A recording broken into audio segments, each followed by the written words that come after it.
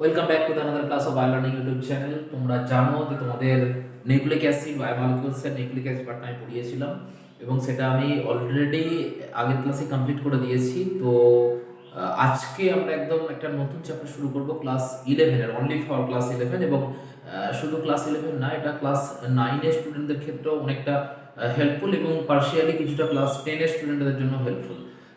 So মোটামুটি আজকের ক্লাসটা যেটা আমি নিতে চলেছি তোমার সেটা যেমন একদিক থেকে ক্লাস 11-এর মেনলি ফোকাস হবে ক্লাস 11-এর উপর। তো তার সাথে সাথে এটা ক্লাস 9 এবং 10, মানে কিছুটা পোর্শন ক্লাস 9-এ আছে, আবার কিছুটা পোর্শন ক্লাস 10-এ আছে। তো সবার জন্যই কিন্তু মানে 9, 10 এবং 11 সকল স্টুডেন্টদের জন্য কিন্তু এটা একটা গুরুত্বপূর্ণ একটা ক্লাস, এবং বা এই টপিকটা সবার ক্ষেত্রেই আছে। যদিও এখান থেকে প্রচুর কোশ্চেন আছে, সেটা 9 হোক, 10 হোক বা 11 হোক, সবার ক্ষেত্রে কিন্তু কোশ্চেন আসে।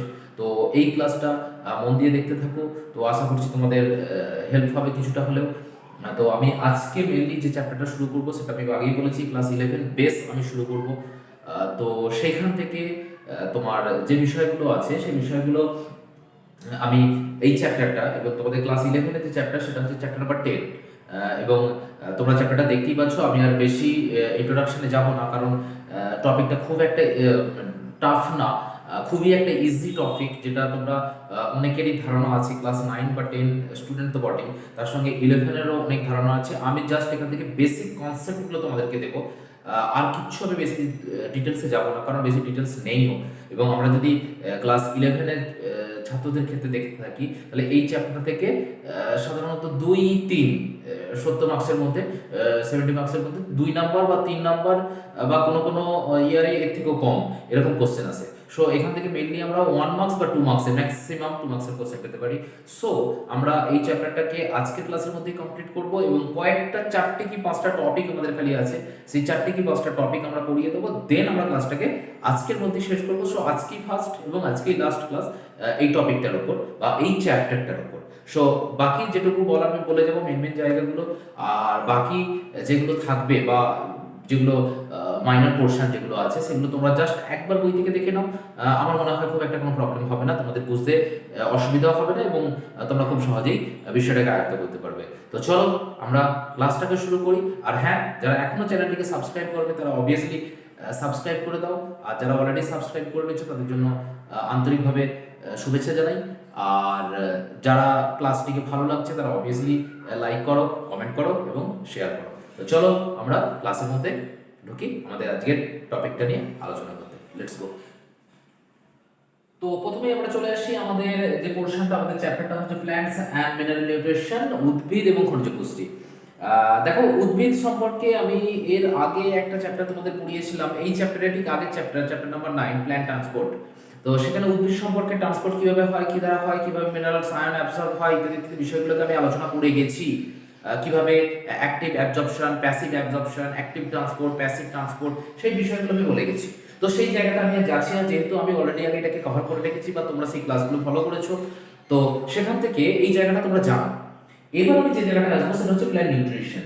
নিউট্রিশন মিনস আমরা যেটা বলি সেটা হচ্ছে পুষ্টি। তাহলে পুষ্টি বলতে কি বুঝি আমরা, আমাদের সবারই ধারণা আছে, সেটা হচ্ছে যে বিভিন্ন উপাদান পরিবেশ থেকে বা মাটি থেকে সংগ্রহ করে বিভিন্ন জৈবিক প্রক্রিয়ার মাধ্যমে খাদ্য তৈরি করা এবং সেটাকে তোমার আত্তীকরণ বা পরিপাক করা, সব মিলিয়ে হচ্ছে পুষ্টি। তাহলে খাদ্য গ্রহণ, খাদ্য তোমার সংশ্লেষ এবং আত্তীকরণ উদ্ভিদের পুষ্টির ক্ষেত্রে, যেটাকে আমরা উদ্ভিদ পুষ্টিকে আমরা বলে থাকি হলোফাইটিক নিউট্রিশন। তাহলে হলোফাইটিক এবং হলোজৈবিক, আমরা যদি পুষ্টি বিষয়টা দেখি তাহলে পুষ্টিকে দুটো ভাগে ভাগ করা হয়। তাহলে নিউট্রিশনকে যদি আমরা দেখি একদম এখান থেকে শুরু করি, নিউট্রিশন যদি আমরা দেখছি, নিউট্রিশন সেটা হচ্ছে তোমার হলোজোইক নিউট্রিশন, আর একটা হচ্ছে তোমার হলোফাইটিক নিউট্রিশন।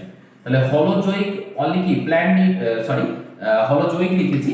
সো হলোজোইক মানে হচ্ছে তোমার অ্যানিমাল নিউট্রিশন, জু শব্দের অর্থ হচ্ছে প্রাণী, তাহলে এটা অ্যানিমালদের ক্ষেত্রে হচ্ছে হলোজোইক অ্যানিমাল, আর প্ল্যান্টসদের ক্ষেত্রে হচ্ছে হলোফাইটিক। তাহলে প্ল্যান্টস এবং অ্যানিমালস বা প্রাণীদের পুষ্টি প্রক্রিয়াকে বলা হচ্ছে হলোজৈবিক পুষ্টি, আর উদ্ভিদের পুষ্টি প্রক্রিয়াকে বলা হচ্ছে তোমার কি হলোফাইটিক পুষ্টি। এটা আমরা জানি। সো এখানে কি হয়, হলোফাইটিক পুষ্টিটাই আমরা মেইনলি পড়বো।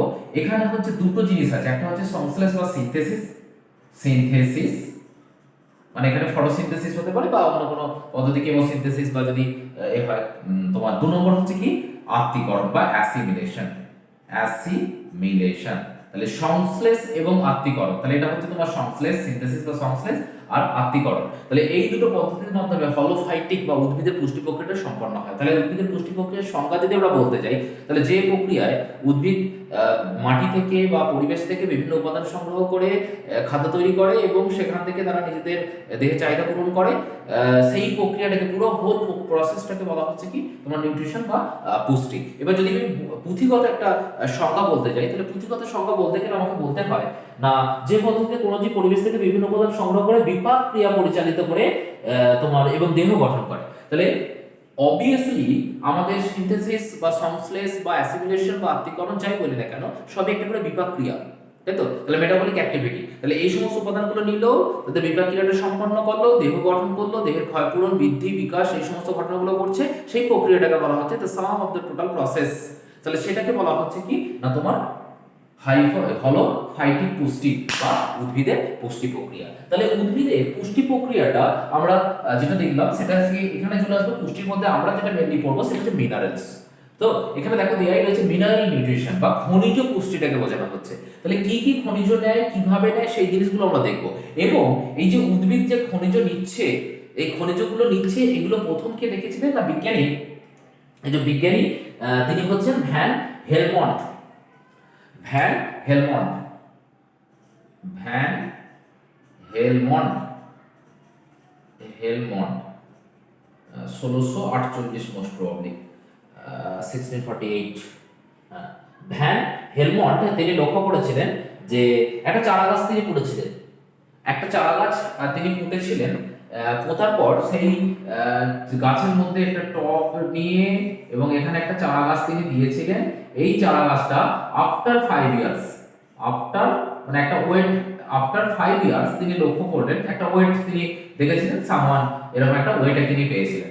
5 বছর পর যখন চারা গাছটা কিছুটা বড় হয়েছে, তাহলে বড় হওয়ার পর তিনি দেখলেন যে 56.7 গ্রাম ওয়েটটা লেস হচ্ছে। তাহলে টোটাল ওয়েট থেকে এটা কি হচ্ছে, কমে যাচ্ছে বা লেস হচ্ছে। আগে যা ওয়েট ছিল 56.7 গ্রাম ওয়েট লস হয়েছে। মানে এখানে মাটির ওজন এবং বা পুরো সিস্টেমটা মাটি টব বা গাছ নিয়ে যে ওজনটা ছিল সেই ওজনটা কিন্তু তোমার সরি আমি একটু ভুল বললাম, মাটির যে ওজনটা ছিল, যে মাটি নেওয়া হয়েছিল সেই মাটির ওয়েটটা, এখানে সয়েল, এটা হচ্ছে সয়েলের ওয়েট, মাটির ওয়েটটা যা ছিল তোমার 5 বছর পর তাতে কোনো মাটি অ্যাড করা হয়নি বা কিছু করা হয়নি, তা সত্ত্বেও ওয়েটটা দেখা গেছে কি টোটাল ওয়েট থেকে এত গ্রাম কমে গেছে।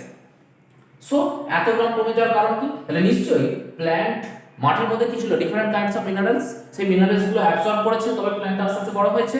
তাহলে বড় হওয়ার ফলে এখান থেকে মাটি থেকে সেই মিনারেলস গুলো অ্যাবসর্ব করেছে। তাহলে মিনারেলস গুলো অ্যাবসর্ব করার ফলে এই যে ওয়েটটা লুজ হলো, তাহলে এটা কি বলতে পারি, এই পাত্রের মধ্যে থাকা মাটির মধ্যে যে মিনারেলসটা মিশে ছিল সেই মিনারেলসটার ওয়েট বা যে খনিজ মৌলটা ছিল, তাহলে খনিজ মৌল এতটা ছিল যে 5 বছর ধরে গাছ কি করেছে, সেটাকে অ্যাবসর্ব করেছে।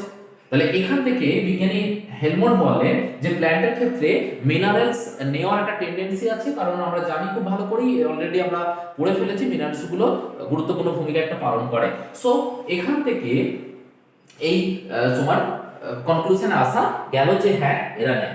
পরবর্তীকালে স্যাচ নফ এনারা পরীক্ষা করে দেখিয়েছিলেন যে যদি জল দিয়ে, শুধুমাত্র জল দিয়ে তোমার উদ্ভিদকে বসানো, তাহলে উদ্ভিদের বৃদ্ধি হচ্ছে না, কিন্তু জলের মধ্যে যদি বিভিন্ন মিনারেলস মিশিয়ে দেওয়া হয়, বিভিন্ন নিউট্রিয়েন্টস মিশিয়ে দেওয়া হয়, তো তাহলে কিন্তু উদ্ভিদের বৃদ্ধিটা ঠিকঠাক হচ্ছে। যদি আমরা পরে গিয়ে পড়বো এই বিষয়টাই, আজকেই আমরা পড়বো। সো এখান থেকে বলতে পারি কি মিনারেলসের একটা ইম্পর্টেন্ট রোল প্লে করে আমাদের প্ল্যান্ট গ্রোথ এন্ড ডেভেলপমেন্টের ক্ষেত্রে। সো আমরা চলে যাই আমাদের মিনারেলস গুলো কি কি আছে, টাইপস অফ মিনারেলস। মিনারেলস যদি আমরা ক্লাসিফিকেশন করি বা ক্লাসিফিকেশন অফ মিনারেলস, আমরা মিনারেলসটাকে ক্লাসিফাই করি। এটা আমি মুছে দিতে পারি,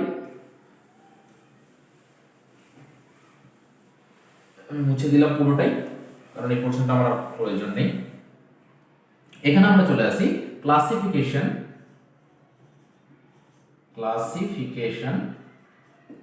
অফ মিনারেলস। তিন ধরনের মিনারেলস আমরা পেতে পারি। একটা হচ্ছে এসেনশিয়াল, 2 নম্বর হচ্ছে নন এসেনশিয়াল, আর 3 নম্বর হচ্ছে টক্সিক। দেখ তাহলে মিনারেলস আমরা 3 ধরনের পেলাম। তাহলে এসেনশিয়াল মানে কি, যেগুলো আমাদের ক্ষেত্রে বা সরি উদ্ভিদের ক্ষেত্রে যে সমস্ত মিনারেলস গুলো খুবই প্রয়োজনীয় তাদের বলা হচ্ছে এসেনশিয়াল এলিমেন্টস। এসেনশিয়ালের মধ্যে কোনগুলো পাবো না, এসেনশিয়ালের মধ্যে যেগুলো পাবো সেগুলো দেখো nitrogen, phosphorus, potassium, nitrogen, phosphorus, potassium, calcium, তাহলে এই ম্যাগনেসিয়াম, এই সমস্ত এলিমেন্ট গুলো হচ্ছে এক্সেট্রা এক্সেট্রা। তাহলে এই সমস্ত এলিমেন্ট গুলো হচ্ছে খুবই দরকার। তাহলে এইগুলোকে সেজন্য বলা হচ্ছে কি উদ্ভিদের বৃদ্ধির জন্য যেহেতু দরকার বা উদ্ভিদের পুষ্টির জন্য যেহেতু দরকার তাই এগুলোকে বলা হচ্ছে এসেনশিয়াল।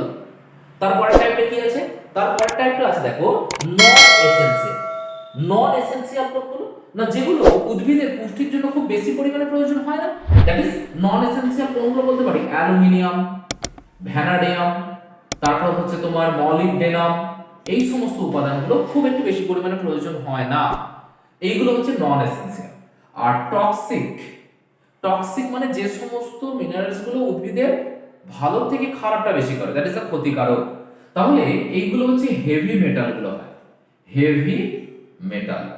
হেভি মেটাল যারা আছে বা ভারী ধাতু যেগুলো আছে, যেমন হচ্ছে তোমার আর্সেনিক, তারপর হচ্ছে তোমার বলো না লেড, লেড পিবি, এই সমস্ত মেটালগুলোকে বলা হচ্ছে কি হেভি মেটাল। আর্সেনিক, লেড, এই সমস্ত উপাদানগুলো তোমার উদ্ভিদের মৃত্যু পর্যন্ত ঘটতে পারে, সো সেগুলোকে বলা হচ্ছে কি টক্সিক সাবস্টেন্সেস। তাহলে এইগুলো গেল কি classification of minerals according to the তোমার তোমার কতটা পরিমাণ নিডেড। যে বেশি পরিমাণ দরকার হলে এসেনশিয়াল মানে অবশ্যই দরকার, যদি খুব কম পরিমাণে প্রয়োজন নন এসেনশিয়াল, আর যেগুলো উদ্ভিদের ক্ষতি করছে বা এমনকি উদ্ভিদের মৃত্যু পর্যন্ত ঘটাচ্ছে তাদেরকে বলা হচ্ছে টক্সিক। তাহলে তিনটে গেল। এবার চলে আসি, এবার আমরা মিনারেলসের ক্লাসিফিকেশন করব, সেগুলো হচ্ছে কি অনুসারে না কতটা পরিমাণে প্রয়োজন। তাহলে এখানে কি কি কতটা তোমার উদ্ভিদের দরকার, এবার বেশি পরিমাণে প্রয়োজন অ্যামাউন্টের উপর ভিত্তি করে সেটাকে আবার ভাগ করি। তাহলে অ্যাকর্ডিং টু অ্যামাউন্ট, অ্যামাউন্টের উপর মিনারেলসকে ভাগ করলে আমরা দুটো ভাগে ভাগ পাচ্ছি।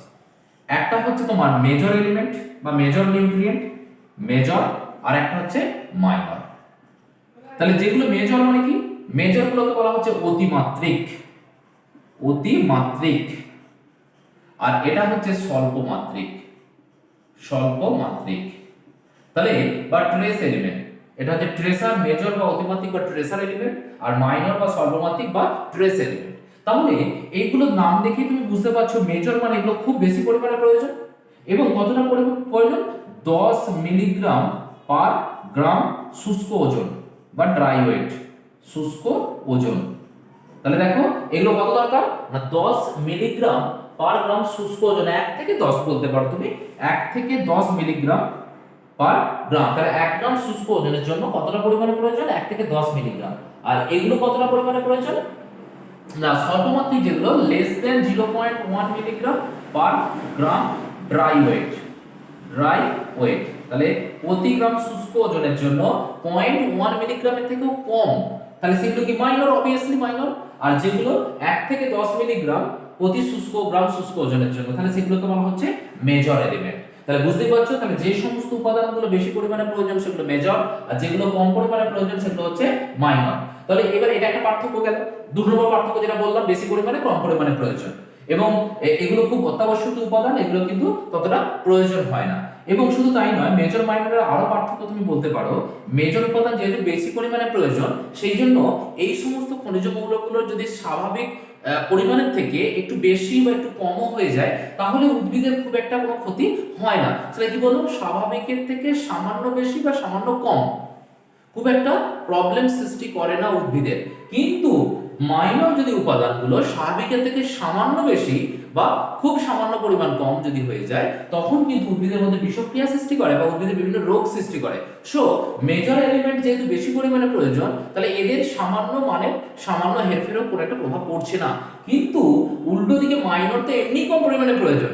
সো সেখান থেকে যদি তার খুব কম পরিমাণে আমাদের দেহে আমরা জানি কি আমাদের পানীয় জলে প্রতি লিটার পানীয় জলে আর্সেনিকের মাত্রা হওয়া উচিত 0.05 মিলিগ্রাম। তো সেখান থেকে যদি একটু সামান্য বেড়ে যায় তাহলে আমাদের আর্সেনিকোসিস হয়। তেমনি উদ্ভিদের ক্ষেত্রে এগুলো খুব কম পরিমাণে প্রয়োজন, কিন্তু এর থেকেও যদি সামান্য হেরফের হয়ে যায় সেটা কিন্তু একটা বৃহৎ পরিবর্তন দেখা দিতে পারে, সো রোগ সৃষ্টি করতে পারে। সো এইগুলো হচ্ছে মোস্ট ইম্পর্টেন্ট। 3 নম্বর পার্থক্য গেল। আমরা যদি এক্সাম্পলে আসি, এক্সাম্পল হচ্ছে তোমার কি কি পাবো, মেজর এলিমেন্টের কোনগুলো আর মাইনরি কোনগুলো না। মেজর গুলো বলতে পারি কার্বন, হাইড্রোজেন, অক্সিজেন, নাইট্রোজেন, তাই তো। তাহলে carbon, hydrogen, oxygen, nitrogen, phosphorus, calcium, sulphur, তারপর হচ্ছে তোমার ম্যাগনেসিয়াম, হ্যাঁ, এই সমস্ত উপাদানগুলো দেখো সবই কি, এগুলো হচ্ছে মেজর। দেখো জীবদেহ গঠনের জন্য বা উদ্ভিদের দেহ গঠনের জন্য এই সমস্ত উপাদানগুলো খুবই প্রয়োজনীয়, সো এগুলোকে বলা হচ্ছে মেজর। অন্যদিকে মাইনর যেগুলো বলতে পারি তোমার দেখো জিঙ্ককে বলতে পারি, কপার, ক্লোরিন, তারপর হচ্ছে তোমার lead, তারপর হচ্ছে মলিবডেনাম, হ্যাঁ, কোবাল্ট, এই সমস্ত এক্সাম্পল গুলো, এইগুলোকে আমি বলতে পারি কি মাইনর এলিমেন্ট। তাহলে ক্লাস 9 এ একটা পার্থক্য পড়ে, যদি 11 এর স্টুডেন্টদের ক্ষেত্রে অতটা পড়ে না, কিন্তু এই মানগুলো দরকার হয়। ক্লাস 11 স্টুডেন্টের ক্ষেত্রে কতটা পরিমাণ লাগে এগুলো থেকে শর্ট কোশ্চেন পড়ে, এমসিকিউ পড়ে এগুলো, যে কতটা পরিমাণ লাগে ক্লাস 11 এর জন্য। ক্লাস 9 এর যারা স্টুডেন্ট ক্লাসটি দেখছো তাদের জন্য তোমার এটা পার্থক্য, এখান থেকে কোশ্চেনটাই পড়ে অতিমাত্রিক এবং সর্বমাত্রিক বা মেজর এবং মাইনর এলিমেন্টের পার্থক্য লেখো। সো এটা একটা পার্থক্য 2 মার্কসের ক্ষেত্রে ক্লাস 9 এর। তাহলে ক্লাস যদি 9 হয়, 9 স্টুডেন্টদের জন্য এটা 2 মার্কসের কোশ্চেন পড়ে ডিফারেন্স, আর যারা ক্লাস 11 এর আছে তাদের অ্যামাউন্টটা দিয়ে শর্ট কোশ্চেন পড়ে অথবা এমসিকিউ পড়ে। সো এখান থেকে দুটো কোশ্চেন দেখো গেল, মেজর গেল, মাইনর গেল। কির উপর ভিত্তি করে, কতটা পরিমাণ প্রয়োজনীয়তা, ঠিক আছে, কতটা পরিমাণ প্রয়োজন তার উপর ভিত্তি করে। এবার যদি আমরা দেখি যে কোথা থেকে আসছে মিনারেলস গুলোর অরিজিন বা উৎপত্তি কোথা থেকে, তার উপর ভিত্তি করে দুটোকে ভাগ করা যায়, ঠিক আছে। একটা হচ্ছে খনিজ আর একটা হচ্ছে খনিজ নয়, ঠিক আছে, বা অখনিজ। তাহলে এখান থেকে এবার দুটো ভাগে আমরা ভাগ করি, একটা হচ্ছে খনিজ এবং অখনিজ, মিনারেলস এবং নন মিনারেলস। তাহলে এখানেই করে দিই, এখানেই যদি করে দিই আমি এই জায়গাটাতে নিউট্রিয়েন্টস মুছে দিলাম, মিনারেলস, তাহলে একটা ভাগে বলা হচ্ছে মিনারেলস, 1 নম্বর মিনারেলস বা খনিজ, আর একটা হচ্ছে 2 নম্বর হচ্ছে নন মিনারেলস বা অখনিজ। তাহলে যেগুলো খনিজ পদার্থ থেকে উৎপন্ন হয় সেগুলোকে বলা হচ্ছে খনিজ, আর যেগুলো খনিজ পদার্থ থেকে উৎপন্ন হয় না সেগুলো হচ্ছে অখনিজ। দেখো এটা খুব মনে রাখা খুব সোজা, অখনিজ বলে গ্যাসীয়, কার্বন, হাইড্রোজেন, অক্সিজেন, নাইট্রোজেন। তাহলে এইগুলো হচ্ছে পরিবেশ থেকে আসে, এনভায়রনমেন্ট থেকে এগুলো দেহে প্রবেশ করছে। বাদ বাকি যা কিছু আছে, বাদ বাকি দেখো তুমি এখানে কি পাচ্ছ, phosphorus, calcium, sulphur, magnesium, zinc, cobalt, chlorine, এগুলো সবই কি হবে, খনিজ। এগুলো আমরা মাটি থেকে গ্রহণ করছি। সো দেখো ক্লাসিফিকেশনটা হয়ে গেল প্ল্যান্ট নিউট্রিশনের ক্লাসিফিকেশন। সো আশা করি বুঝতে পারছো তোমাদের, খুব বেশি আমি ডিটেইলসে ঢুকছি না, জাস্ট আমি ওভারঅল বিষয়গুলোকে বলে যাচ্ছি, আর এইগুলোই আছে তোমার সিলেবাসে। এবার আমি চলে যাই, এই সমস্ত যে এলিমেন্টস গুলো আছে, এই সমস্ত এলিমেন্টস গুলোর তোমার রোলস কি, প্ল্যান্ট নিউট্রিশনের ক্ষেত্রে এদের ভূমিকা কি, আমি প্রত্যেকটার একটা করে ভূমিকা বলবো, বাকিগুলো তোমরা বই থেকে দেখে নেবে, আমি মেজর জায়গাগুলোই বলে যাবো। তো চলো আমরা রোলস গুলো দেখে নিই পরপর একদম, কোনগুলো অতিমাত্রিক কোনগুলো, সর্বমাত্রিক কোনগুলো, তাদের ভূমিকা কি কি, তাদের অভাবজনিত লক্ষণ কি কি, সেই জায়গাগুলো আমি জাস্ট একবার ফ্লো চার্ট করে, তোমাদের সিলেবাসে বলাই হয়েছে, একদম ফ্লো চার্টে দেখতে বলেছে। সো আমরা চলে যাই, কারণ এখান থেকে শর্ট কোশ্চেন ছাড়া আর কিচ্ছু পড়ে না। সো চলো আমরা রোলস গুলো দেখে নিই। দেখো আমরা প্রথমেই যে জায়গাটায় চলে আসবো সেটা হচ্ছে, আমি দেখো দুটো কলম করে নিয়েছি, একটা মিনারেলস, একটা হচ্ছে ফাংশন। আমি মেনলি ফাংশন একটা করে বলে যাব। প্রথমেই আমরা চলে আসি মেজর এলিমেন্ট যেগুলো আছে, মেজর এলিমেন্ট যেগুলো আছে বা অতিমাত্রিক মৌল যেগুলো আছে তাদের জায়গাগুলো বলে দিই। 1 নম্বর আমরা শুরু করবো, যেটা হচ্ছে সেটা হচ্ছে নাইট্রোজেন দিয়ে। নাইট্রোজেন এই মিনারেলসটা ফাংশনটা যদি আমরা দেখি, সেটা হচ্ছে তোমার ক্লোরোসিস, তোমার রোগটাকে নিয়ন্ত্রণ করে, কারণ ক্লোরোসিস নিয়ন্ত্রণ হয়। এবং আমি যদি এখান থেকে ফাংশন না বলে ডেফিসিয়েন্সি সিনড্রোম বা অভাবজনিত লক্ষণগুলো বলি, আমার বেটার হয়, কারণ অভাবজনিত লক্ষণ থেকেই কিন্তু কাজ আছে, তোমার প্রশ্নগুলো বেশি আসে। Deficiency syndrome, deficiency syndrome or symptom deficiency symptoms. তাহলে এই অভাবজনিত যে লক্ষণ সেইগুলোই মেনলি পড়ে, কারণ আমরা যদি একটু ভেবে দেখি যে যার অভাবে, ধরো নাইট্রোজেন, আমি নাইট্রোজেনের বললাম কি না, এর অভাবে তোমার মেনলি কি হচ্ছে, ক্লোরোসিস, ক্লোরোসিস বা উদ্ভিদের পাতায় ক্লোরোফিল নষ্ট হয়ে যাওয়া। এবার এটা হচ্ছে কি এর অবজনিত লক্ষণ। এবার তুমি এটাকে যদি কাজ পড়ে তাহলে তুমি কি করতে পারো, ঘুরিয়ে লিখতে পারো যে নাইট্রোজেনের জন্য ক্লোরোফিল গঠিত হয়, কারণ নাইট্রোজেনের অভাবে যখন ক্লোরোফিল নষ্ট হয়ে যাচ্ছে, ক্লোরোসিস, তাহলে নাইট্রোজেনের থাকলে কি হবে, ক্লোরোফিল গঠনটা ঠিকঠাক হচ্ছে। সো নাইট্রোজেন ক্লোরোফিল গঠনে সাহায্য করে, আর নাইট্রোজেনের অভাবে ক্লোরোফিল গঠন ব্যাহত হয়। সো আমি ডেফিসিয়েন্সি সিনড্রোমগুলো বলবো, আশা করছি তোমরা বাকিটা করে নিতে পারবে, কোনো সমস্যা হবে না। ক্লোরোসিস, তাহলে এক নম্বর গেল ক্লোরোসিস। এছাড়া আর একটা রোগ বলি, সেটা হচ্ছে পাতায় কাণ্ড, পত্রবিন্দু বা পাতার নিম্নচলে একটা লালচে বেগুনি ছোপ, ঠিক আছে, কাণ্ড, পত্রবিন্দু, কাণ্ড, পত্রবিন্দু বা পাতার মোটা বা পাতার নিচে বিন্দু, তারপর হচ্ছে তোমার পাতার নিম্নত্বক, পাতার নিম্নত্বকে, নিম্নত্বকে লালচে বেগুনি, লালচে বেগুনি ছোপ, বেগুনি ছোপ সৃষ্টি হয়। কি কারণে, তোমার এই নাইট্রোজেনের অভাবে। তাহলে এগুলোকে দূর করতে কে সাহায্য করে, নাইট্রোজেন। সো আমি অভাবজনিত লক্ষণগুলো কি বলে যাই, এক নম্বর গেল। দু নম্বর আমাদের যেটা আছে মিনারেলসের মধ্যে, দু নম্বর অতিমাত্রিক মৌল যেটা আছে সেটা হচ্ছে, দেখো সেটা হচ্ছে তোমার ফসফরাস, ঠিক আছে। ফসফরাস, ফসফরাসের অভাবে যে রোগ হয় necrotic spot, NECRO, necrotic spot, পাতায় পচনজনিত দাগ, এর বাংলাটা হচ্ছে পচনজনিত দাগ, পচনজনিত ছোপ বা দাগ সৃষ্টি করে, জনিত ছোপ বা দাগ সৃষ্টি করে।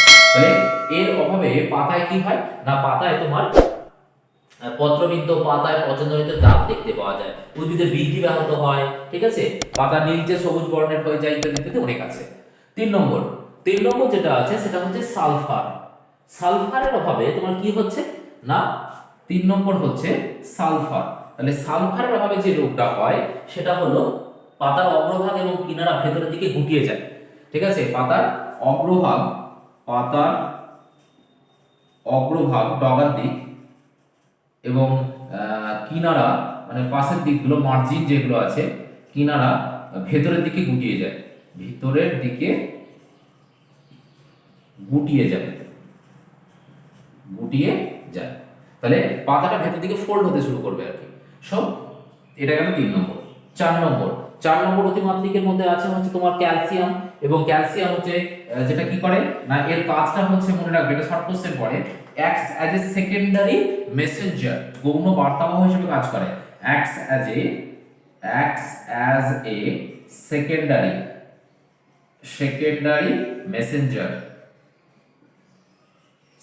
মেসেঞ্জার, তাহলে গৌণ বার্তাবাহকের কাজটা ব্যাহত হচ্ছে এক নম্বর, এবং এই হিসাবে কাজ করে। এবং এর জন্য কি হয়, তোমার পাতার কিনারা আঁকসির মতো বেঁকে যায়, উইদার টিপ পাতার মধ্যে কি রোগ দেখা যায়, তাহলে রোগটা হচ্ছে উইদার টিপ, WITHER, উইদার টিপ। এবং পাতা কি হবে, এখন যদি একটা পাতা থাকে, ধরো এখানে পাতা আছে, পাতার এই কিনারাগুলো তখন সোজা না থাকে, তখন কি হবে, এরকম ভেতর দিকে বাঁকতে শুরু করবে।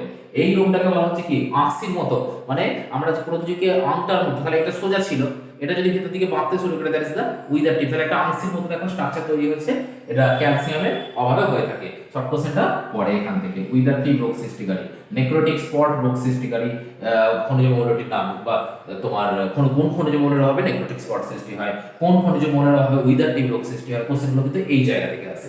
এটা গেল ক্যালসিয়াম। তারপরে আসছে তোমার কোথায়, ম্যাগনেসিয়াম। ম্যাগনেসিয়ামে চলে এসো। ম্যাগনেসিয়ামের ক্ষেত্রে সেই একই জিনিস, ম্যাগনেসিয়ামের ক্ষেত্রে ক্লোরোসিস, নেক্রোটিক স্পট, পচনজনিত দাগ, এই সমস্ত রোগগুলো দেখতে পাওয়া যায়। এটা গেল 5 নম্বর। 6 নম্বর চলে এসো, পটাশিয়াম হচ্ছে 6 নম্বর, এটাই লাস্ট। পটাশিয়ামকে এর জন্য কি হচ্ছে, রোজেট, ROSETTE, রোজেট মানে গাছ যদি ঝোপঝাড় যুক্ত হয়ে যায়, মানে পরবর্তীর বৃদ্ধি ঘটে না ঠিকঠাক, তাহলে এই সমস্ত গাছের ক্ষেত্রে গাছটা ঝোপঝাড় যুক্ত যদি হয় সেটাকে রোজেট ফর্ম বলা হয়। তাহলে রোজেট ফর্ম সৃষ্টি করে, বা এর অভাবে, পটাশিয়ামের অভাবে গাছ ঝোপঝাড় যুক্ত হচ্ছে না, দ্যাট ইজ রোজেট ফর্ম হচ্ছে। তাহলে এইগুলো গেল হচ্ছে তোমার কি মেজর। এবার আমি কোথায় আসবো, মাইনর।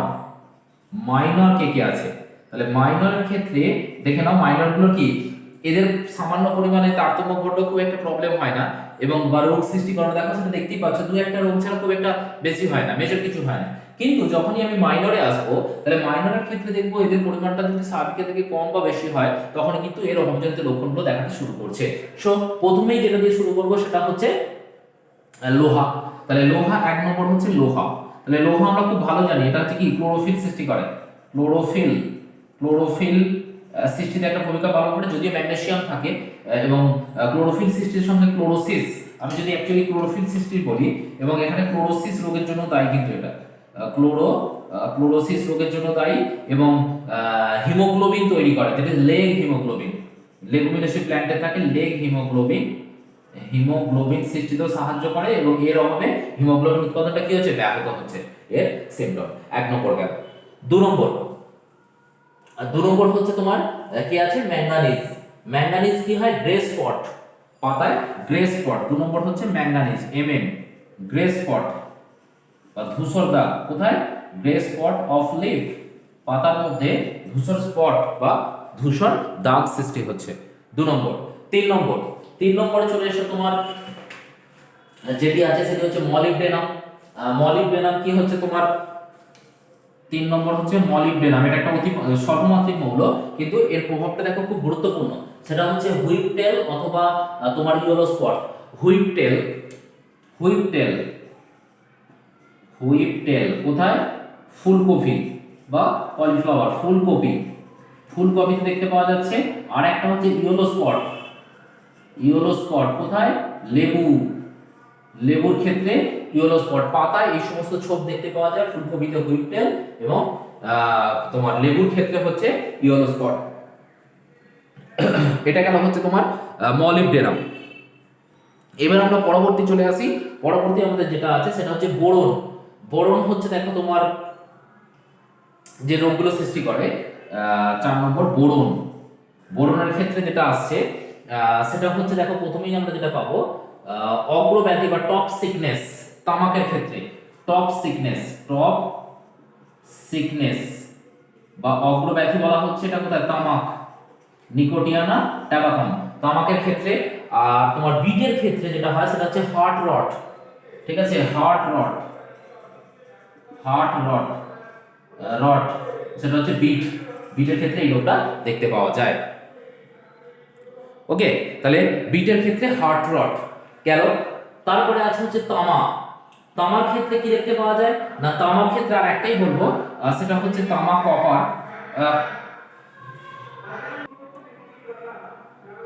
তামার ক্ষেত্রে যে রোগটা হয় সেটা হচ্ছে বাকল থেকে বা ছাল থেকে এক ধরনের গোঁদের মতো পদার্থ নিঃসৃত হয়, যেটাকে বলে এক্সান্থিমা,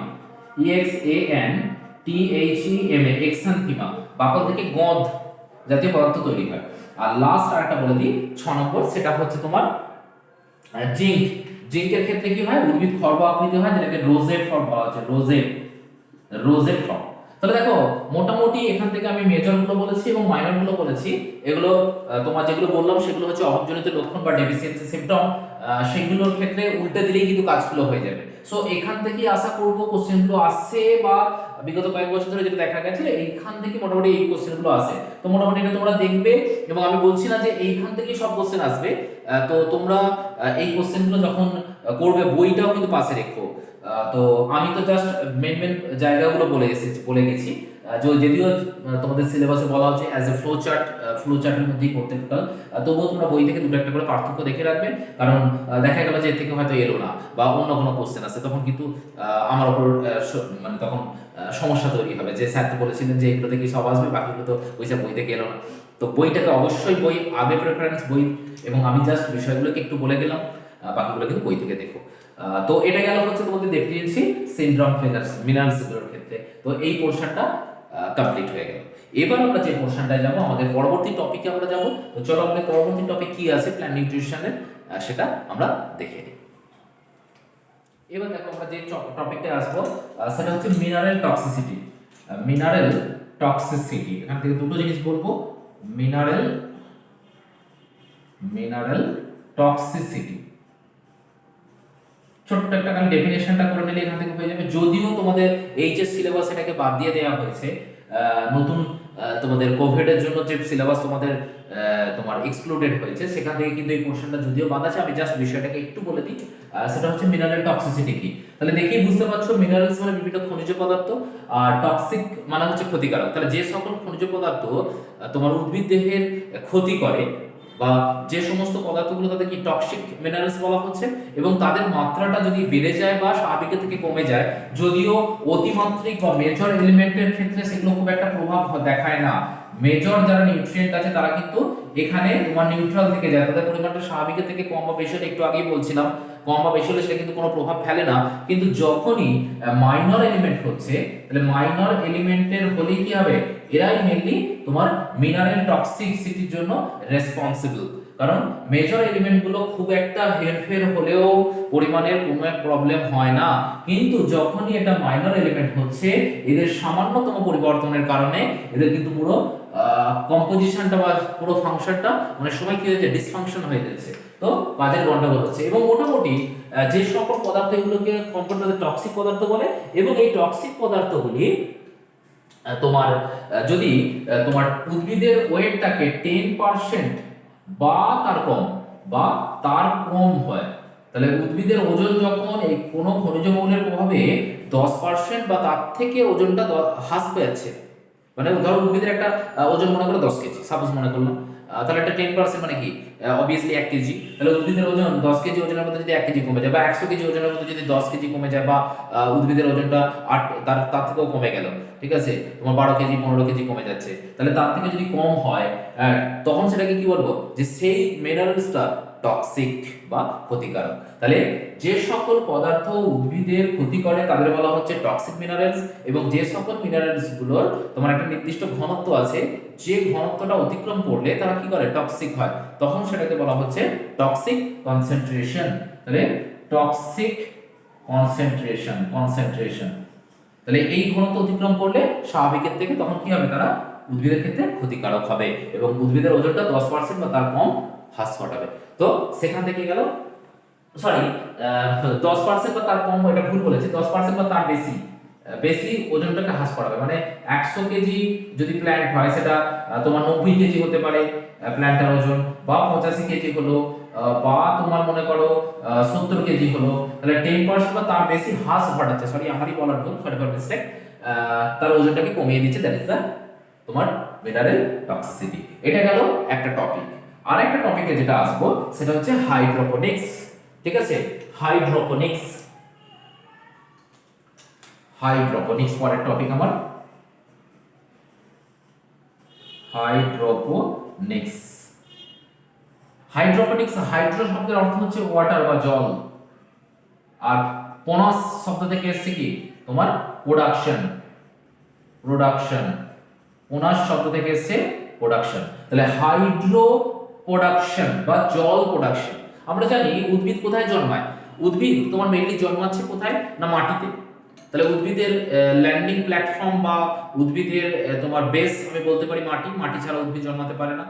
কিন্তু মনে করো তো আমার হঠাৎ কিছু উদ্ভট ইচ্ছা গেল যে আমি আমার বাড়ির ভেতরে আমার বেডরুমে, সাপোজ আমি যদি একটু অন্যভাবেই বলি আর কি, যে আমার বেডরুমের মধ্যে আমার ইচ্ছা গেছে যে আমি আঙুর চাষ করব বেডরুমের মধ্যে, ঠিক আছে। এখন অনেকেই শুনে বলতে পারো যে স্যার এটা কি সম্ভব নাকি, যে আমার বেডরুমের মধ্যে আমি আঙুর চাষ করব। আমার এরকম উদ্ভট ইচ্ছা আমার গেছে, বা আমার মনে হলো যে উদ্ভট ইচ্ছে গেছে যে আমি আঙুর গাছগুলো থাকবে, আঙুর গাছগুলো আমি বেডে শুয়ে থাকবো, তো সেখান থেকে আঙুরগুলো আমার মুখে ঝুলবে, তো এটাও কি হতে পারে, এটাও কি সম্ভব? হ্যাঁ, তো এরকম একটা উদ্ভট চিন্তা গেছে, তাহলে ভাবতে হবে আমাকে কি সম্ভব কিনা। তোমরা হয়তো অনেকেই হাসছো আমার কথা শুনে যে স্যার হয়তো খেপে টেপে গেছে, না, অ্যাকচুয়ালি এটা সম্ভব। বা আমরা অনেক সময় কি করি, আমাদের বিভিন্ন যে মানি প্ল্যান্ট গুলো হয় দেখবে জলের মধ্যে কোনো একটা বোতলের মধ্যে রেখে দিই, বা আমার হঠাৎ ইচ্ছা গেল যে আমি মরুভূমি অঞ্চল, কোথাও কোনো মাটি নেই, শুধু বালি আর বালি, আমি সেখানে বেগুন চাষ করব। আমার এরকম উদ্ভট চিন্তা ভাবনা আসতেই পারে। তো তো সেখান থেকে সম্ভব, অবভিয়াসলি তখন মনে হতে পারে যে না, এত অসম্ভব ব্যাপার, যেখানে মরুভূমিতে জলই পাওয়া যায় না। হ্যাঁ, বা যদি হ্যাঁ এবার বলতে পারো স্যার মরুভূমিতে কি করে বেগুন চাষ করবে, যদি আমি হাইড্রোপনিক্সও করেন তাহলে সেটা জল বাষ্পীভূত হয়ে যাবে, হ্যাঁ হয়ে যাবে। এটা সম্ভব না, জাস্ট আমি মজার ছলে বিষয়টাকে বললাম। মানে মৃত্তিকাবিহীন পরিবেশে, অ্যাকচুয়ালি এটাই বোঝাতে চাইছি, মৃত্তিকাবিহীন পরিবেশে আমি খুব সহজেই কিন্তু কোনো উদ্ভিদের চাষ করতে পারি। সেটা আমার বেডরুমে আমি আঙুরও চাষ করতে পারি, কারণ এখানে তার জল বাষ্পীভূত হয়ে যাওয়ার কোনো সমস্যা নেই। সো আমি করতে পারি। এখানে মাটি নেই অথচ উদ্ভিদের চাষ হবে, তাহলে জল দিয়ে বা জলের মাধ্যমে, কর্ষণ মাধ্যম হিসাবে আমি সেখানে জল রাখতে পারি, তাহলে জলের মধ্য দিয়ে যে উদ্ভিদের চাষ করা হচ্ছে, তাহলে সেটা কি বলা হচ্ছে কি হাইড্রোপনিক্স। মানে মরুভূমিতে বেগুন চাষ কখনোই করতে পারবো না, এটা অসম্ভব। কারণ যদি জল দিয়েও আমি করি, কারণ জলটা বাষ্পীভূত হয়ে যাবে, যার টেম্পারেচার, জল আর থাকবে না, জল বাষ্পীভূত হয়ে উঠে চলে যাবে, তাহলে আমাকে সবসময় জল দিতে হবে, তাহলে হতে পারে, তো সেটা সম্ভব নয়। সো আমি জাস্ট মজার ছলে বিষয়টাকে বললাম। এবার যেটা হচ্ছে, তাহলে জল দিয়ে উদ্ভিদের যে চাষ করা সেটা কিরকম না, বিজ্ঞানী স্যাচ এবং নফ দুইজন বিজ্ঞানী ছিলেন, এবং প্রথম এই যে তোমার যে হাইড্রোপনিক্স করা হয়েছিল। তাহলে আমি যদি হাইড্রোপনিক্স বিষয়টাকে ওভারঅল বলি, একটা আমি পাত্র নিলাম, এই পাত্রের মধ্যে একটা কাঁচের পাত্র, যেখানে আমি ছিদ্র করলাম, ছিদ্র করে এখানে একটা প্ল্যান্ট লাগালাম, আর এখানে একটা প্ল্যান্ট লাগালাম, আর এখানে রুটস গুলো এই জলের মধ্যে আছে।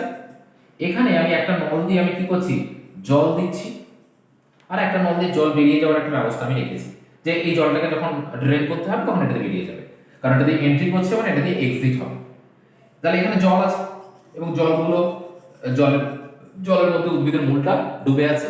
তাহলে শুধু জল দিলে উদ্ভিদের বৃদ্ধি কি ভালো হবে? কারণ জলের মধ্যে কতগুলো খনিজ পদার্থ থাকে, তাহলে তার মধ্যে মাটি যেহেতু নেই, তাহলে এখানে আমাকে কি দিতে হবে? এখানে আমাকে আরেকটা দিক দিয়ে তোমার মিনারেলস দিতে হবে, মিনারেলস বা নিউট্রিয়েন্টস যেগুলো আছে সেগুলোকে এন্টার করাতে হবে।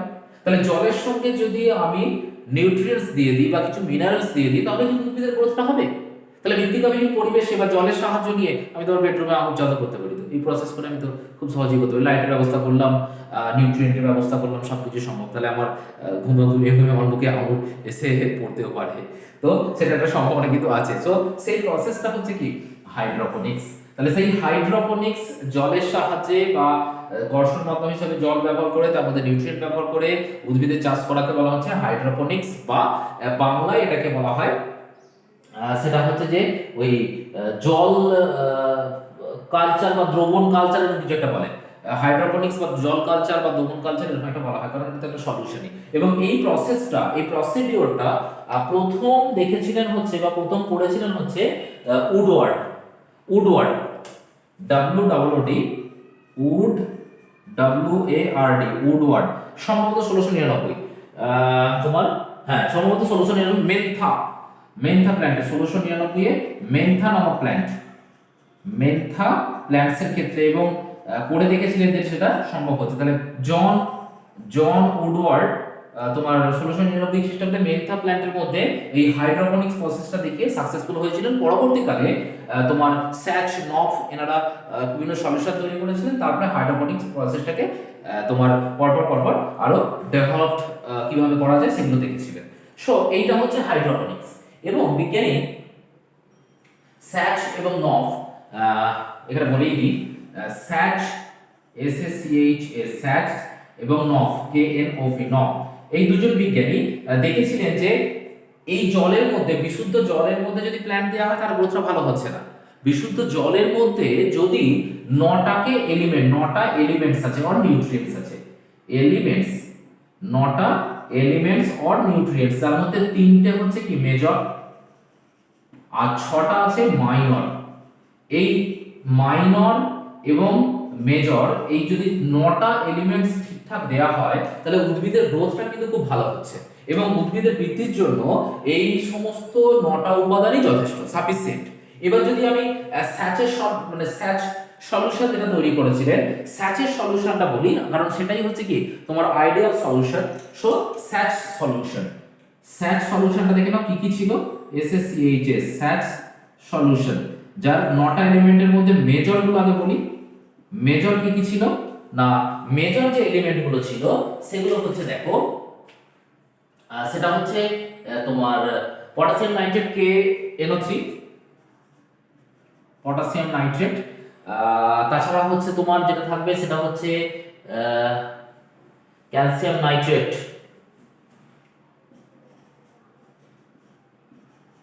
এটা আর যেটা থাকে সেটা হচ্ছে NH4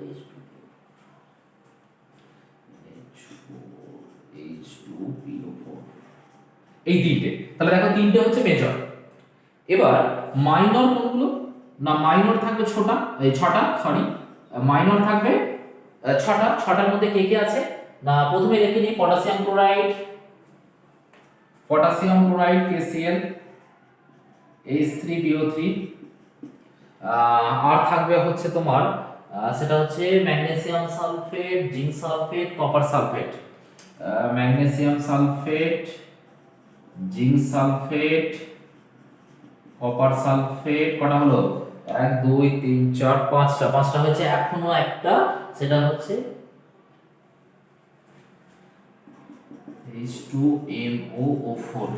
তাহলে দেখো এই হচ্ছে তোমার স্যাচের সলিউশন, যেখানে মেজর আছে দেখো তিনটে আর মাইনর আছে হচ্ছে ছটা। এগুলো যদি নির্দিষ্ট পরিমাণ মেনে দেওয়া যায় তাহলে কিন্তু উদ্ভিদের বৃদ্ধিটা ভালো হয়। এবং এই স্যাচ বা নক মোটামুটি প্রায় একই রকমের সলিউশন দিয়েছে, এবং এই স্যাচের সলিউশনটা বেশি ইউজ করা হয় এই হাইড্রোপনিক্স প্রসেসে। ঠিক আছে, হাইড্রোপনিক্স প্রসেস তো বুঝলাম। তাহলে এই প্রসেসের কিছু অ্যাডভান্টেজ থাকবে। তাহলে কি কি অ্যাডভান্টেজেস আছে? তাহলে কি কি অ্যাডভান্টেজেস আছে সেগুলো যদি আমরা দুটো করে বলি, আমি দুটো করেই বলবো। অ্যাডভান্টেজেস আমরা যদি দেখি, সেটা হচ্ছে মৃত্তিকাবিহীন পরিবেশে যে কোনো উদ্ভিদের চাষ করতে পারি আমরা, 1 নম্বর অ্যাডভান্টেজ। তাহলে যেখানে মৃত্তিকা নেই, বা আমি বাড়ির ভেতরেও করতে পারি, আমি লনেও করতে পারি, বা ব্যালকনিতে করতে পারি, আমি ছাদের মধ্যে করতে পারি কোনো মাটি ছাড়াই, তাহলে মৃত্তিকাবিহীন পরিবেশে উদ্ভিদের চাষ করা যায়। এটা একটা ফার্স্ট অ্যাডভান্টেজ। 2 নম্বর অ্যাডভান্টেজ কি না, কোন কোন এলিমেন্ট আমার দরকার এবং কোন কোন এলিমেন্টের জন্য কি কি ক্ষতি হচ্ছে উদ্ভিদের, স্পেসিফিক ভাবে সেই এলিমেন্টটা দিয়ে আমি অভাবজনিত লক্ষণটা জানতে পারি। ঠিক আছে, সাপোজ মনে করো আমি সব এলিমেন্টগুলো দিলাম কিন্তু নাইট্রোজেনাস কোনো এলিমেন্ট দিলাম না, দেখা গেল উদ্ভিদের ক্লোরোফিলটা নষ্ট হচ্ছে। তাহলে আমি সিওর হয়ে বলতে পারি কি আমি সব এলিমেন্টগুলো দিয়েছিলাম, খালি নাইট্রোজেনাস কম্পাউন্ডের বা নাইট্রোজেনাস এলিমেন্ট আমি কিছু দিইনি। তাহলে কি নিশ্চয়ই ওই যে ক্লোরোফিলটা তৈরি হচ্ছে না বা ক্লোরোসিস যে রোগটা হচ্ছে নাইট্রোজেনের অভাবে। তাহলে স্পেসিফিক্যালি কোনো একটা খনিজ মৌলের অভাবে উদ্ভিদের কি কি লক্ষণ দেখা দেয় বা কি কি রোগ দেখা দিতে পারে সেটা খুব সহজে সুস্পষ্ট ধারণা আমরা পেতে পারি। এবং যেগুলো আমরা কিছুক্ষণ আগেই পড়ছিলাম অভাবজনিত লক্ষণ কিভাবে পেলাম, হাইড্রোপনিক্স দিয়ে। আমি একটা দিলাম না, তাহলে সব দিলাম, একটা দিলাম না, তাহলে ওই একটার জন্যই রোগটা হচ্ছে, তাই তো। আবার ঘুরিয়ে বাকিগুলো দিলাম, একজনকে আবার আলাদা করে দিলাম, তাকে দিলাম না, তাহলে তার জন্য যে রোগটা হবে সেটা তার জন্য হচ্ছে স্পেসিফিক্যালি। কিন্তু সবাই যদি একসঙ্গে থাকে তাহলে কার জন্য রোগটা হচ্ছে বলা খুব মুশকিল। সো হাইড্রোপনিক্স প্রসেসের মাধ্যমে যে কোনো একটা এলিমেন্টকে না দিয়ে তার ডেফিসিয়েন্সি সিমটমগুলো আমরা খুব সহজে দেখতে পারি। তাহলে এটা একটা সুবিধে। আর কি, এর উৎপাদন ক্ষমতাটা বাড়ানো যায়, বা এইটায় তোমার নিউট্রিয়েন্টস কম লাগছে, তাই তো। তাহলে নিউট্রিয়েন্টস গুলো অপচয় হওয়ার একটা কিন্তু সম্ভাবনা অনেকটা কম হচ্ছে। তাহলে এটা আরেকটা অ্যাডভান্টেজেস।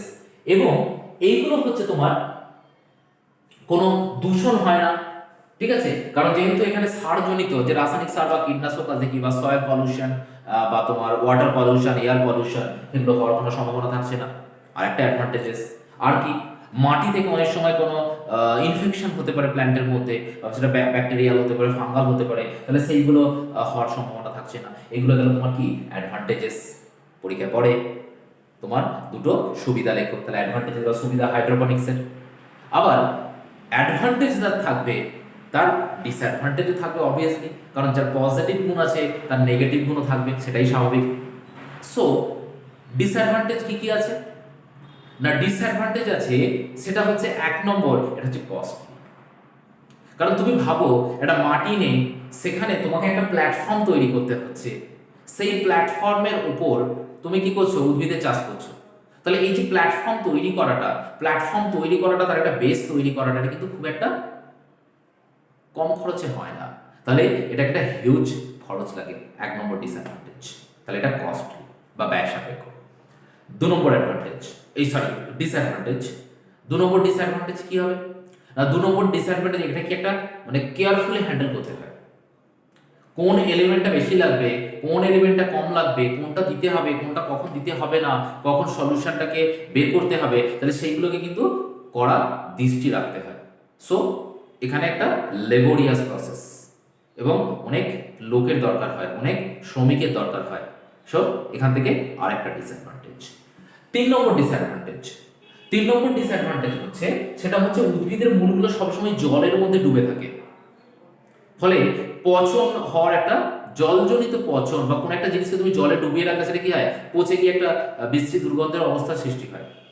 তাহলে পচন হওয়ার একটা সম্ভাবনা কিন্তু থাকছে। সো এগুলো গেল হচ্ছে কি ডিসঅ্যাডভান্টেজ, এগুলো তোমরা বই থেকে পেয়ে যাবে, আমি আর লিখলাম না। সো আমাদের হাইড্রোপনিক্স প্রসেসটা এবং মিনারেল টক্সিসিটি এই দুটো টপিক কিন্তু শেষ হয়ে গেল। এবার আমরা যে টপিকটায় চলে আসবো আমাদের চ্যাপ্টারের একদম লাস্ট টপিক, এবং যেটা তোমরা অলরেডি 11 এর স্টুডেন্টরা খুব ভালো করেই জানো এবং ক্লাস 10 এর স্টুডেন্টরাও জানো, যেটা যদিও ক্লাস 10 এর সিলেবাসে কোভিডের জন্য এবারে চ্যাপ্টারটাকে বাদ দিয়ে দেওয়া হয়েছে, সো তাদের ক্ষেত্রে না পড়লেও চলবে। বাট যারা ক্লাস 11 এ পড়ছো তাদের ক্ষেত্রে কি হচ্ছে না, তারা অলরেডি এই চ্যাপ্টারটা পড়ে এসছো, chapter number 5 environmental nitrogen cycle. তাহলে নাইট্রোজেন সাইকেল থেকে তোমরা ডিটেলসে পড়েছো, সো আমি আর ডিটেলসে ঢুকবোই না, আমি জাস্ট জায়গাগুলো বলে একটু বেরিয়ে যাব। তো এবার চলো আমাদের চ্যাপ্টারের আজকের আমরা লাস্ট টপিক যেটা, বা আমাদের চ্যাপ্টারের লাস্ট টপিক যেটা, সেটাকে দেখে নিই। এবার আমরা টপিকটা চলে আসছি আমাদের চ্যাপ্টারের last, nitrogen metabolism. Nitrogen metabolism. এবং আমরা খুব ভালো করে জানি আমাদের এনভায়রনমেন্টে বা আমাদের পরিবেশে নাইট্রোজেনের পরিমাণটা সব থেকে বেশি, কিন্তু কোনো সজীব উপাদান বিশেষ করে উদ্ভিদ বা প্রাণী বাতাসে নাইট্রোজেনটাকে সরাসরি গ্রহণ করতে পারে না।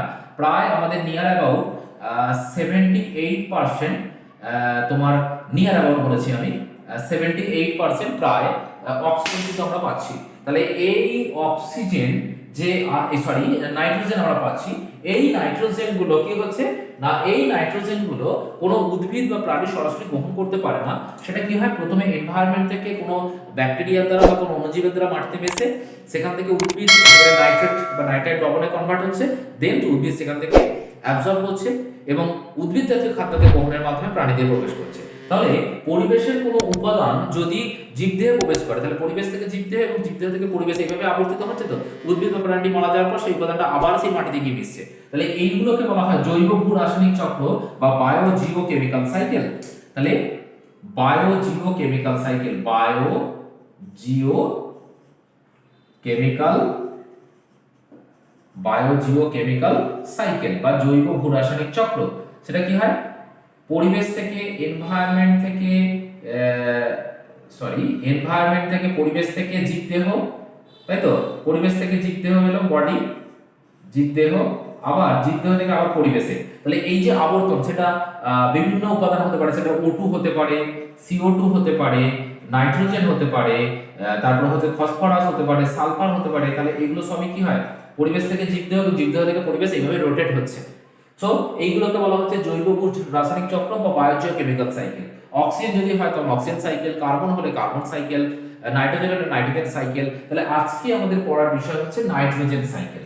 তাহলে নাইট্রোজেন বলেছে কি প্রায় 78% বা তারও বেশি, 79.6% বলা হয়, 80% বলা হয়। সো প্রায় এত পার্সেন্ট যে নাইট্রোজেন আছে, সেটা কি হয় না, সেটা প্রথমে মাটিতে আবদ্ধ হয়, তারপরে সেটা কি হয়, তোমার নাইট্রোজেন স্থিতিকরণ ঘটে, তারপরে জীবদেহে এটা প্রবেশ করে। সো নাইট্রোজেন স্থিতি করার জন্য আবার বিভিন্ন পদ্ধতি আছে, যেটা তোমরা ক্লাস 10 এ অলরেডি পড়ে এসেছো। সেটা হচ্ছে তোমার প্রাকৃতিক পদ্ধতি, বিদ্যুৎ স্ফুরণের সময় বা বিদ্যুৎ স্ফুলিঙ্গ যখন তৈরি হয় বজ্রপাতের সময়, তখন প্রাকৃতিকভাবে নাইট্রোজেন সংবন্ধন হয়। আবার কিছু তোমার জীবজ বা জৈবিক সংবন্ধন, যেটাকে বলা হচ্ছে জীবের দ্বারা নাইট্রোজেন সংবন্ধন ঘটছে। হ্যাঁ, সেটা মিথজীবী ব্যাকটেরিয়া যেমন হচ্ছে রাইজোবিয়াম, তারপরে হচ্ছে তোমার স্বাধীনজীবী ব্যাকটেরিয়া ক্লস্ট্রিডিয়াম, অ্যাজিটোব্যাক্টর, হ্যাঁ, তারপর হচ্ছে বিভিন্ন ব্লু গ্রিন অ্যালগি থাকে, নষ্ট ক্যানাবিনা, এদের দ্বারা হয়। তোমার তারপরে আছে কি অ্যাজোলা, একটা তোমার জলজ ফার্ম, হ্যাঁ, তারপর হচ্ছে অ্যানাবিনার মধ্যে অ্যাজোলা থাকে, সেই জন্য অ্যাজোলার নামটাই হয়ে গেছে অ্যানাবিনার নামটাই হয়ে গেছে অ্যানাবিনা অ্যাজোলি। অ্যানাবিনা নাইট্রোজেন সংবন্ধন করতে পারে। তাহলে এই সমস্ত উপাদানগুলো আরেকটা আছে, সেটা হচ্ছে কেমিক্যাল নাইট্রোজেন স্থিতিকরণ বা নাইট্রোজেন ফিক্সেশন। সো আমরা যদি প্রথম বিষয়টাকে একটু বুঝিয়ে বলি, নাইট্রোজেন মেটাবলিজম বা নাইট্রোজেন বিপাকটাকে আমরা যদি দেখি, সেটা হচ্ছে তোমার কি না দুটো প্রসেসে হয়। একটা হচ্ছে নাইট্রোজেন ফিক্সেশন, আর একটা হচ্ছে তোমার যেটা সেটা হচ্ছে তোমার ডিনাইট্রিফিকেশন। তাহলে তোমার নাইট্রোজেন ফিক্সেশন যেটা হচ্ছে সেটা আমরা যদি দেখি, নাইট্রোজেন একটাকে মুছে দিই আমি, নাইট্রোজেন মেটাবলিজমের মধ্যে নাইট্রোজেন ফিক্সেশন এক নম্বর আছে, নাইট্রোজেন ফিক্সেশন মেটাবলিজমের প্রথমেই ইনটু ফিক্সেশন। তাহলে ফিক্সেশনটা কিভাবে হচ্ছে না, ফিক্সেশনটা হচ্ছে বিভিন্ন পদ্ধতিতে, মেইনলি তিনটে পদ্ধতি বলছি। একটা হচ্ছে তোমার যখন বিদ্যুৎ স্ফুলিঙ্গ হচ্ছে বা তড়িৎ মোক্ষম হচ্ছে বাই ইলেকট্রিফিকেশন,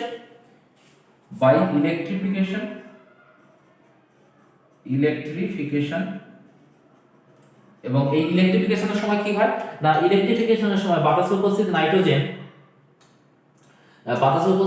কি হয় না, তিনটে প্রসেসের মধ্যে দিয়ে বাতাসে উপস্থিত নাইট্রোজেন অক্সিজেনের সাথে বিক্রিয়া করে তোমার নাইট্রাস অক্সাইড, এই নাইট্রাস অক্সাইড পুনরায় অক্সিজেনের সাথে বিক্রিয়া করে নাইট্রোজেন ডাই অক্সাইড, এবং এই নাইট্রোজেন ডাই অক্সাইড পুনরায় বৃষ্টির জলের সাথে মিশে নাইট্রিক অ্যাসিড HNO3 এবং HNO2 নাইট্রাস অ্যাসিড উৎপন্ন করে। তাহলে দেখো এই তিনটে পদ্ধতিতে সম্পন্ন হচ্ছে নাইট্রিক এবং নাইট্রাস অ্যাসিড। তাহলে আমি ব্যালেন্স করলাম না, এখানে তড়িৎ মোক্ষম হবে, বিদ্যুৎ স্ফুলিঙ্গ হবে, এই অনুঘটকগুলো দিলাম না। তাহলে নাইট্রোজেন অক্সিজেনের সাথে বিক্রিয়া করে নাইট্রিক অক্সাইড পুনরায় বাতাসের অক্সিজেনের সাথে বিক্রিয়া করে নাইট্রোজেন ডাই অক্সাইড, এবং নাইট্রোজেন ডাই অক্সাইড বৃষ্টির জলের সাথে নাইট্রেট লবণ, এবার এগুলো লবণগুলো ভেঙে যাবে, লবণগুলো মাটিতে জমা হয়, তাহলে এই নাইট্রেট লবণে কনভার্ট হলো এবং সেগুলো প্ল্যান্ট অ্যাজ এ নাইট্রেট লবণ হিসেবে সেগুলোকে সংগ্রহ করে। এটা হচ্ছে তোমার ইলেকট্রিফিকেশন বা বিদ্যুৎ স্ফুলিঙ্গের সময় এক নম্বর। দু নম্বর হচ্ছে তোমার বাই ইন্ডাস্ট্রিয়াল প্রসেস,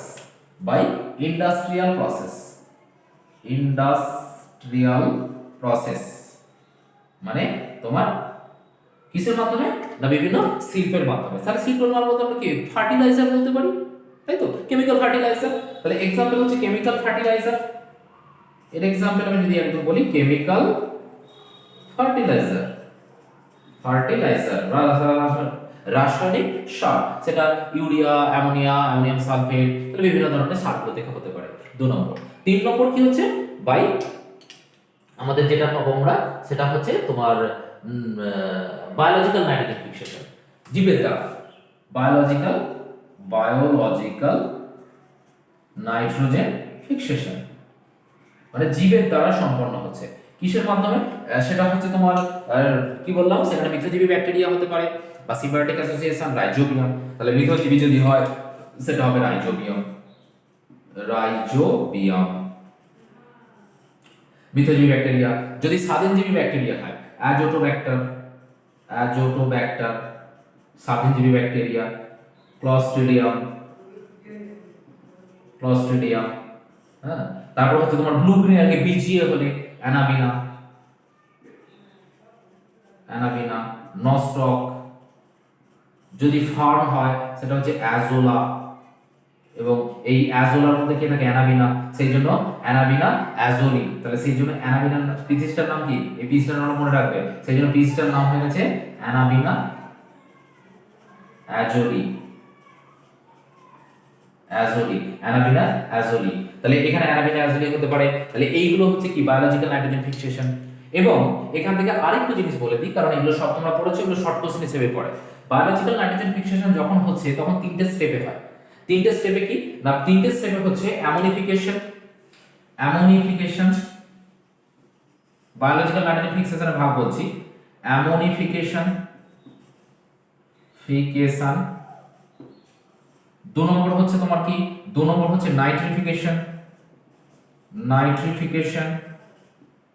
আর 3 নম্বর হচ্ছে ডিনাইট্রিফিকেশন। তাহলে তিনটে প্রসেসের মধ্যে সম্পন্ন হচ্ছে। একটা হচ্ছে প্রথমে অ্যামোনিফিকেশন হবে, তারপরে তোমার হবে কি নাইট্রিফিকেশন হবে, তারপরে হচ্ছে তোমার কি, জীবের দিয়ে নাইট্রোজেন সম্বন্ধনের তোমার ডিনাইট্রিফিকেশন। তাহলে প্রথমেই আমরা চলে আসছি কোথায়, অ্যামোনিফিকেশন।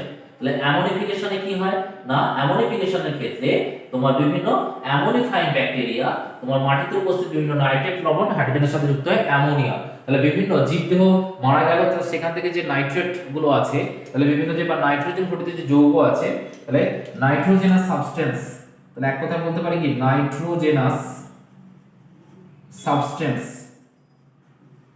বা নাইট্রোজেন মূলক যৌগগুলো থেকে কি তৈরি হবে অ্যামোনিয়া। তাহলে এই প্রসেসটাকে বলা হচ্ছে কি অ্যামোনিফিকেশন, এবং অ্যামোনিফিকেশনে সাহায্যকারী ব্যাকটেরিয়াগুলোকে বলা হচ্ছে কি অ্যামোনিফাইং ব্যাকটেরিয়া। সেটা কে কে হয় না, মেইনলি হচ্ছে ব্যাসিলাস। ব্যাসিলাস জাতীয় ব্যাকটেরিয়াগুলো তোমার কি করে অ্যামোনিফিকেশনে বেশি সাহায্য করে অ্যামোনিফাইডে। তাহলে एग्जांपल যদি বলি ব্যাসিলাস, ব্যাসিলাস ব্যাসিলাস, ঠিক আছে, ব্যাসিলাস রামোসাস আছে, ব্যাসিলাস মাইকোয়েডিস আছে। তো এই ব্যাসিলাস জাতীয় ব্যাকটেরিয়াগুলোকে বলা হয় কি ডি অ্যামোনিফাইং ব্যাকটেরিয়া।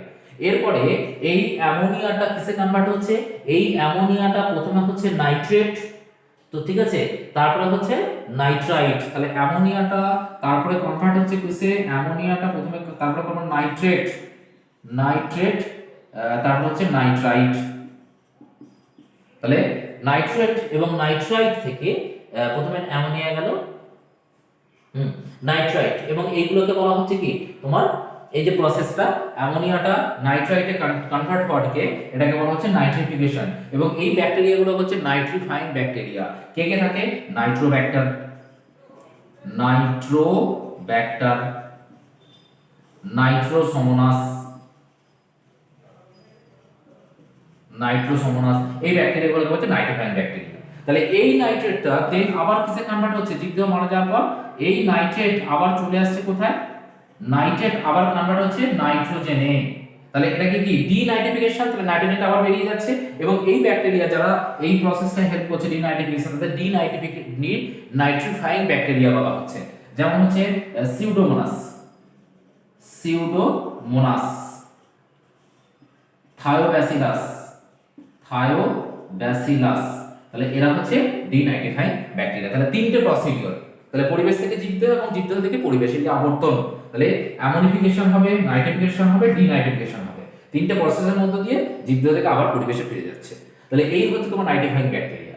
আর একটু জায়গা এখানে আমি উল্লেখ করব, সেটা হচ্ছে তোমার আমরা জানি যে তোমার সিম্বগোত্রীয় উদ্ভিদের বলে রাইজোবিয়াম, রাইজোবিয়ামের সাথে মিথজীবী সম্বন্ধনে থাকে বা সিম্বায়োটিক অ্যাসোসিয়েশনে থাকে হচ্ছে কি না, সেটা হলো তোমার রাইজোবিয়ামের সঙ্গে থাকছে যেটা সিম্বগোত্রীয় উদ্ভিদ বা লেগুমিনাস প্ল্যান্ট, তাই তো, লেগুমিনাস, লেগুমিনোসি, লেগুমিনোসি, লেগুমিনোসি ফ্যামিলির যে প্ল্যান্টস গুলো আছে সেটা হতে পারে পাইসাম, তোমার পাইসাম হতে পারে, সিসার হতে পারে, হ্যাঁ, তারপর হচ্ছে তোমার বিভিন্ন ধরনের বিনস হতে পারে। তাহলে বিভিন্ন যে সিম্বগোত্রীয় যে উদ্ভিদগুলো আছে লেগুমিনোসি ফ্যামিলির, লেগুমিনোসি ফ্যামিলির, হ্যাঁ, লেগুমিনোসি ফ্যামিলির মধ্যে যে ব্যাকটেরিয়াটা অর্বুদ বা নোডুল তৈরি করে, গুটি তৈরি করে, তার নাম হচ্ছে রাইজোবিয়াম। এটা আমরা সবাই জানি, রাইজোবিয়াম সিম্বগোত্রীয় উদ্ভিদের মূলে দেখতে পাওয়া যায়। এই রাইজোবিয়াম একটা মিথজীবী সম্বন্ধন তৈরি করে কার সঙ্গে, সিম্বগোত্রীয় উদ্ভিদের মূলের সঙ্গে, এবং রাইজোবিয়ামকে ডিটেক্ট করে বা এখানে লেগুমিনোসি প্ল্যান্টের মধ্যে একটা পিগমেন্ট থাকে যেটাকে বলা হয় leg haemoglobin, leg haemoglobin, haemoglobin. যদিও নাইট্রোজেন মেটাবলিজম সিলেবাসে 11 এর সিলেবাসে নেই। লেগ হিমোগ্লোবিন, লেগ কথাটা কোথা থেকে এসেছে, লেগুমিনোসি ফ্যামিলির মেম্বারদের জন্য লেগ, আর হিমোগ্লোবিন শব্দটা এসেছে মানুষের যে হিমোগ্লোবিন, হিউম্যানের যে হিমোগ্লোবিন বা আমাদের দেহে যে হিমোগ্লোবিন তার সঙ্গে সাদৃশ্যযুক্ত, মানে গঠনের দিক থেকে। সো লেগুমিনোসি ফ্যামিলি হওয়ার জন্য লেগ, আর মানুষের হিমোগ্লোবিনের গঠনের জন্য সেটা হচ্ছে লেগ হিমোগ্লোবিন। এই লেগ হিমোগ্লোবিন থাকার জন্য রাইজোবিয়াম এর সঙ্গে সিম্বায়োটিক অ্যাসোসিয়েশন বা মিথজীবী সংবন্ধন ঘটাতে পারে, এবং এর মূল থেকে কি করে আশ্রয় নেয় এবং পরিবর্তে বাতাস থেকে নাইট্রেট বা জাতীয় লবণগুলোকে সংবন্ধন করে নিজের দেহে কিছুটা আবদ্ধ রাখে, নিজের নোডিউল বা অর্বুদের মধ্যে বাকিটা সঞ্চয় করে রাখে। এবং এইখানে নোডিউল বা অর্বুদ তৈরি হওয়ার জন্য, নোডিউল বা অর্বুদ তৈরি হওয়ার জন্য একটা জিন থাকে যার নাম হচ্ছে নড জিন, NOD, নড জিন। অর্বুদ সৃষ্টিকারী জিনটার নাম হচ্ছে নড জিন। আর নাইট্রোজেন ফিক্সেশন, নাইট্রোজেন যে সংবন্ধন ঘটাচ্ছে তার জন্য একটা জিন থাকে যেটাকে বলা হচ্ছে কি নাইট্রোজেন ফিক্সিং জিন, নিপস জিন, নড জিন, নিপস জিন। এবং এটা এনজাইম থাকে নাইট্রোজেন সংবন্ধনের জন্য, নাইট্রোজিনেজ, নাইট্রোজিনেজ এনজাইম। তাহলে দেখো তিনটে, একটা হচ্ছে নোডিউল ফর্মেশনের জন্য নড জিন, নাইট্রোজেন সংবন্ধনের জন্য নিপ জিন, আর নাইট্রোজিনেজ এনজাইম যেটা নাইট্রোজেন সংবন্ধনে সাহায্য করছে। তাহলে মোটামুটি দেখো সব বিষয়টাকে আমি কভার করলাম, এবং কিছু কিছু পোর্শন আমি বাদ দিয়েছি, কারণ এই নাইট্রোজেন ফিক্সেশন তোমাদের সিলেবাসেই বাদ দেওয়া হয়েছে, এবারে কোভিডের জন্য বাদ দেওয়া হয়েছে। সো তোমাদের নেই, তবুও আমি বিষয়টাকে বলে গেলাম। তো আশা করি টপিকটা, চ্যাপ্টারটা টোটালি কমপ্লিট হলো। যে পোর্শনগুলো বাকি রইলো সেগুলো যদি কিছু বাদ চলে যায় তোমরা আমাকে কমেন্টে কোশ্চেন করতে পারো, বা হোয়াটসঅ্যাপে কোশ্চেন করতে পারো, আমি অবশ্যই তোমাদের প্রশ্নের উত্তর দেবো। আর যদি কোনো সমস্যা হয় সেটা অবভিয়াসলি তোমরা জানাবে, এবং ভালো লাগলে লাইক করবে এবং শেয়ার করবে ভিডিওটি। আর যারা চ্যানেলটি সাবস্ক্রাইব করনি এখন পর্যন্ত তারা অবশ্যই সাবস্ক্রাইব করে দিও। তাহলে 10 নম্বর চ্যাপ্টার ক্লাস 11 এর জন্য তোমার কমপ্লিট হয়ে গেল। সো আজকের ক্লাসটা এই পর্যন্ত থাকলো। That's all for the day. Have a nice day. Thank you.